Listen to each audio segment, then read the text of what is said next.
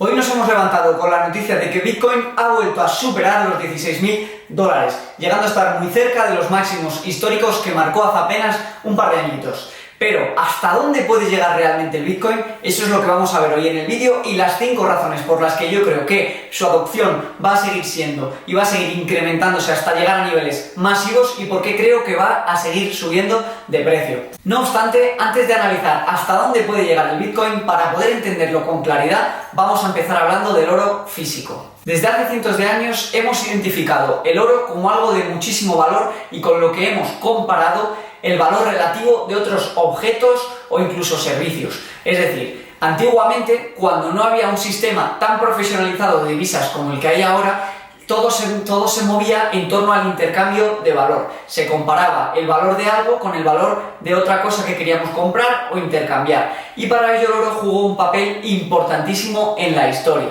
¿Por qué? Pues muy sencillo. Porque la cantidad de oro en el mundo era muy limitada. Porque todo el mundo apreciaba y valoraba y quería el oro. Y porque no se podía conseguir oro fácilmente. El oro lo extraíamos de la tierra y la producción que éramos capaces de sacar cada año estaba muy controlada y limitada. Esto daba un marco muy estable con el que podíamos comparar el valor que se le asignaba al oro en comparación con el de otros objetos o servicios. Como decíamos, que la producción del oro y su existencia en el mundo fuese muy limitada daba un marco muy estable porque no había ni déficit ni inflación de la cantidad de oro que había y por tanto su valor no oscilaba demasiado a lo largo de la historia y entonces el valor de los otros objetos era fácil siempre compararlo con la referencia. Se podría decir que el oro sirvió como patrón de valor referencia mundial. No obstante, el oro, como valor de referencia y como objeto para medir la riqueza que tenemos o la riqueza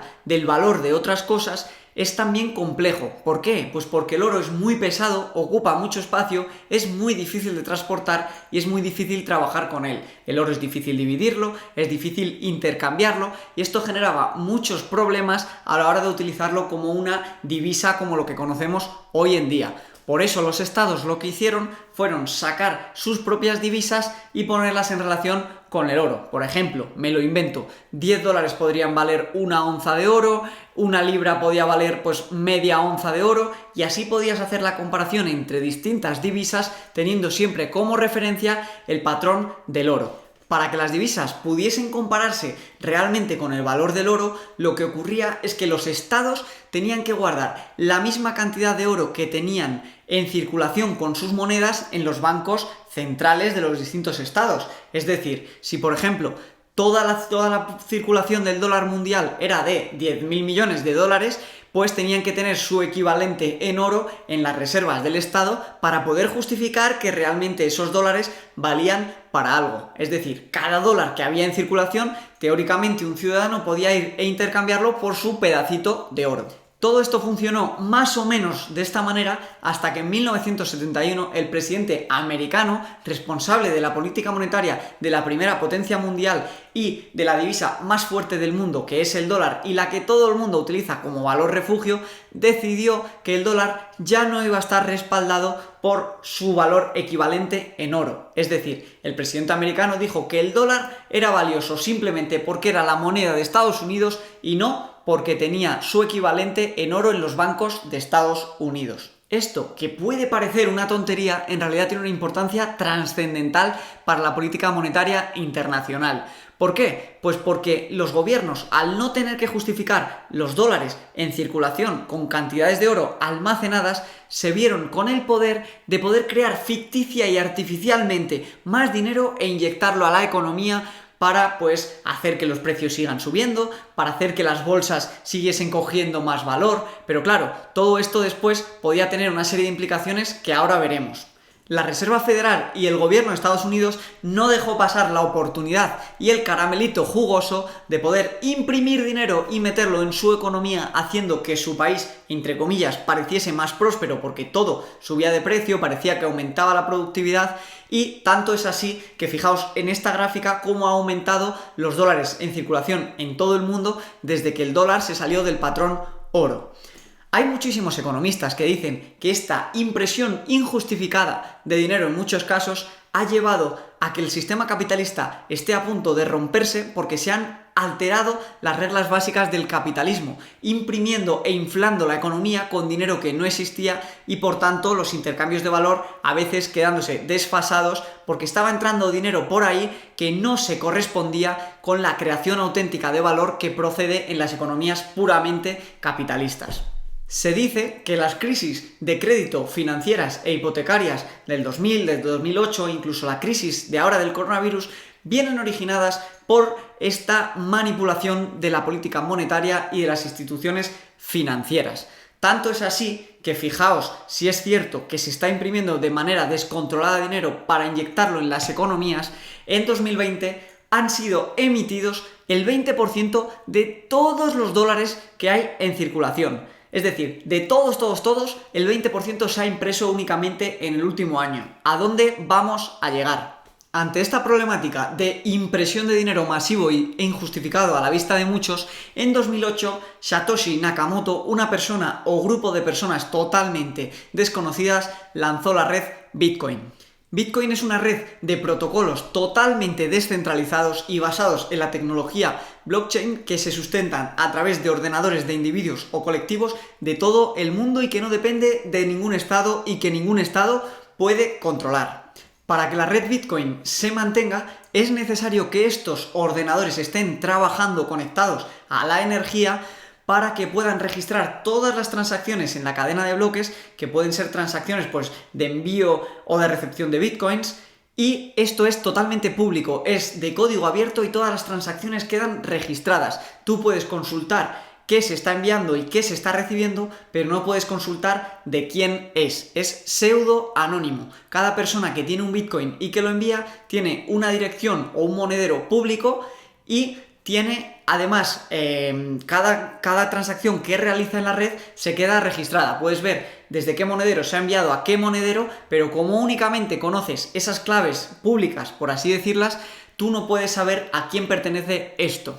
Las personas que están conectadas a esa red con sus ordenadores, permitiendo que trabajen los algoritmos y las cadenas de bloques, se les conocen como mineros, en relación a los antiguos mineros que estaban trabajando en la mina para extraer oro. Lo que hace esta gente es mantener la cadena, hacer que quede registrada todas las transacciones y por ello se llevan unas pequeñas comisiones de cada transacción que se efectúa y se les paga en partes de Bitcoin, lo que son los satoshis. Al contrario que el dinero fiduciario que depende de los estados, los Bitcoin no pueden ser controlados por los estados porque para controlar una red Bitcoin deberías de cerrar todos los cientos de miles de millones de ordenadores que hay conectados a la red en todo el mundo, lo cual es prácticamente imposible. Esto hace que ningún estado pueda incautar el dinero, pueda bloquear una transacción o la pueda revertir. En la red Bitcoin las transacciones son irrevertibles. Una vez que se registra, eso no se puede dar marcha atrás. Esto es muy bueno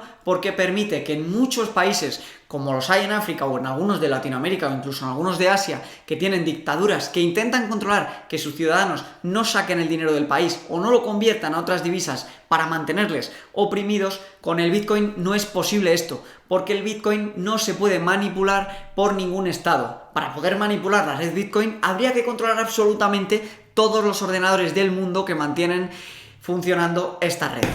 Mientras que la tecnología que hace funcionar la red Bitcoin puede que sea un poquito difícil de explicar, pese a que su código es abierto y cualquiera lo puede consultar, los resultados que ofrece son muy sencillos y fáciles de entender.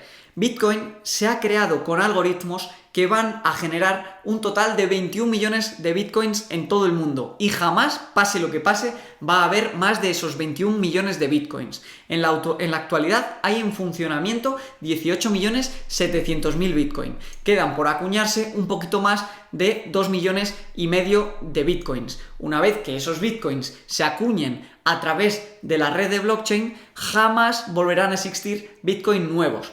Esto hace que al estar limitada su producción, su valor pueda ser en el futuro muy estable y pueda utilizarse como intercambio de valor y como patrón, como en su día se utilizó el oro, para comercializar y fijar el precio de otros bienes, servicios o incluso divisas alternativas.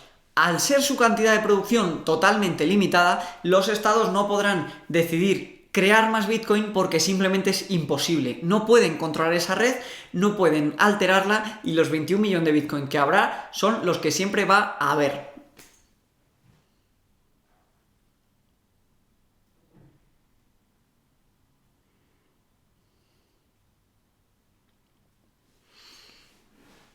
Actualmente un Bitcoin puede intercambiarse por unos 16.000 dólares, lo cual es un precio que ha subido bastante en los últimos años y que quitando el pico que marcó de 20.000 ha sido capaz de marcar máximo histórico prácticamente año tras año, con la excepción de este pico de 20.000.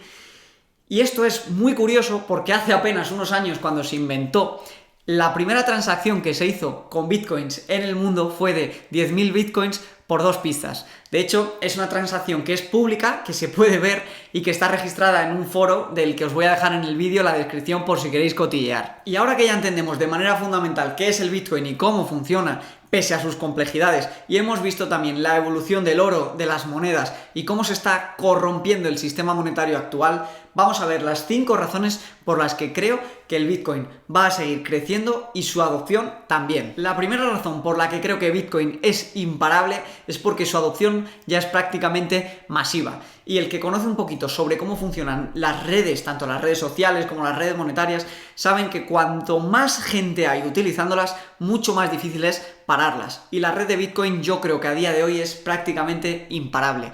Tanto es así que lo que comenzó como una moneda con la que al principio, digamos que había gente trapicheando con ella para mover dinero en negro por su anonimato o para hacer actividades que no estaban muy bien vistas o por gente un poco friki, ya es algo que está en los temas de conversación de todo el mundo y que cada vez más empresas internacionales grandes la están aceptando como medio de pago. Tanto es así que hace unos pocos días fue PayPal la que anunció que para sus clientes norteamericanos iba a permitir almacenar, enviar y pagar productos o servicios dentro de su red con Bitcoin.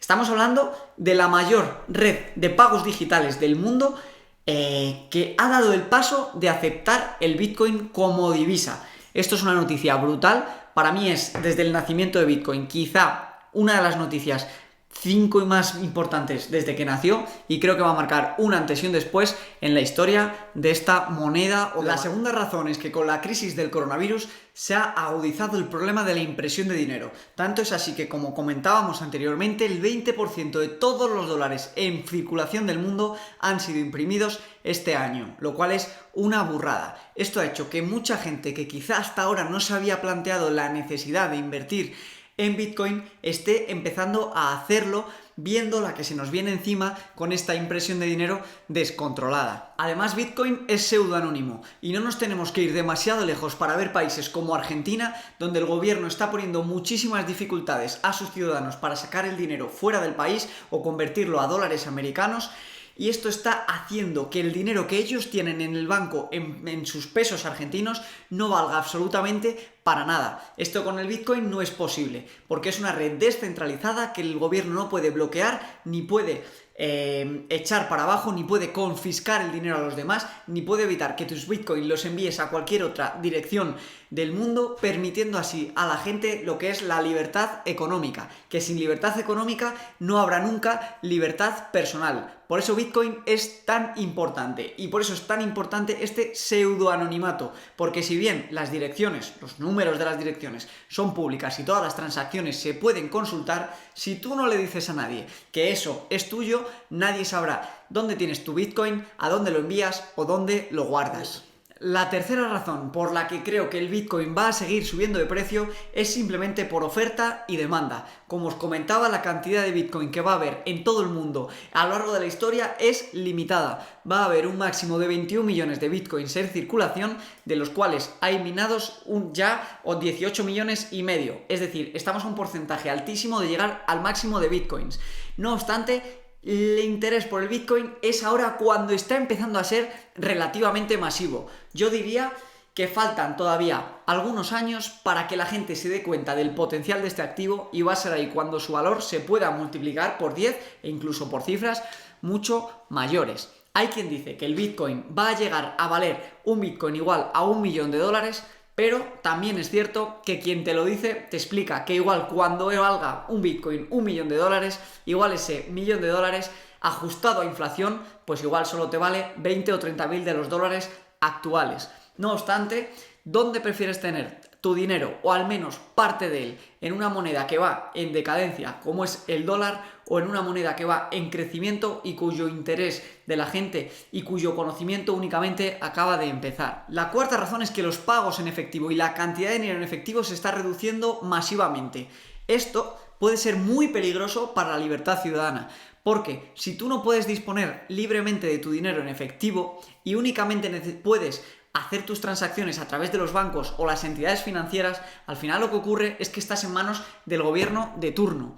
Ya no pasa como antiguamente, que podías tener algo de dinero en tu casa y llevártelo y disponer de él a tu antojo y comprar y ser libre gracias al dinero que tú legítimamente has ganado.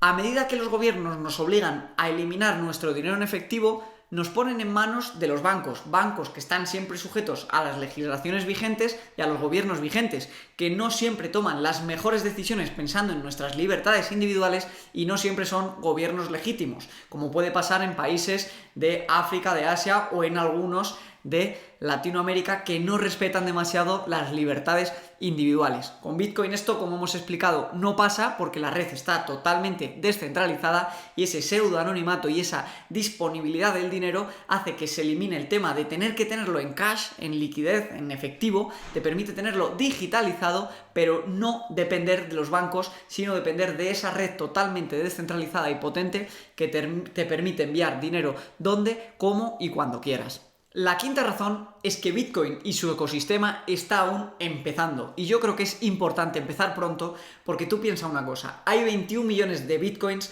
para toda la población global, que es infinitamente mayor a esos 21 millones de Bitcoins. Su precio es posible que se dispare y yo creo que como mínimo en unos cuantos años no va a valer menos de lo que vale ahora. Para que te hagas a la idea, solo el 7% de la población americana dijo haber comprado en algún momento alguna criptomoneda. Es decir, todavía hay un 93% de gente que no se ha metido en el mundillo. ¿Qué va a pasar cuando toda esta gente empiece a comprar, aunque sea un poquito de Bitcoin? Al final, la ley de oferta y demanda hará que los precios se disparen.